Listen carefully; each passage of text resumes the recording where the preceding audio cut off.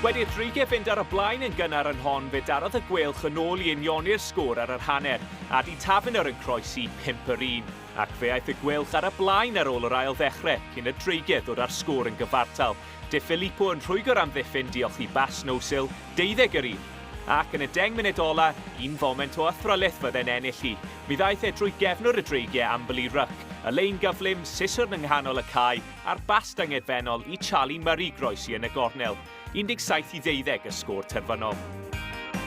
Yn y gêm ddarbu arall, fe sgoriodd blaen ysgellwr y Scarlets Alicia Butchers ddwywaith yn yr hanner awr aguriadol. Y cyntaf ohonynt diolch i ddadlwytho taclus gan Elin Howell a Natasha Francis, a Butchers a'r cyflymder i wneud y gweddill. Daeth y gleisio nôl fewn iddi ddwywaith, ond roedd symudiadau'r Scarlets yn ormod i dîm y brifddinas. Sioned Harris yn bwydo Jodie Evans i wneud hi'n 26-12 wrth droi.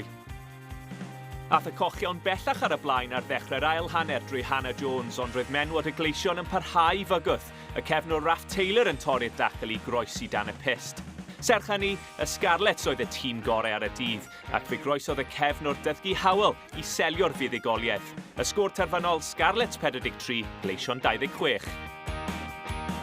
Cais bach reit yn y gornel, fi eisiau lwcus deu gwir.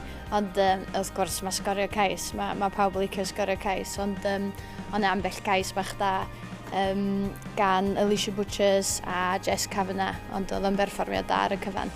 Mae gennym ni un gêm bob mis, cyfanswm o 6 gêm i gyd cyndolig, a wedyn maen nhw'n defnyddio'r gemau yma fel trials i ddewis sgwad Cymru, a maen nhw wedi enwi 45 o dîm ymarfer ddoe, a dwi wedi llwyddo i wneud o.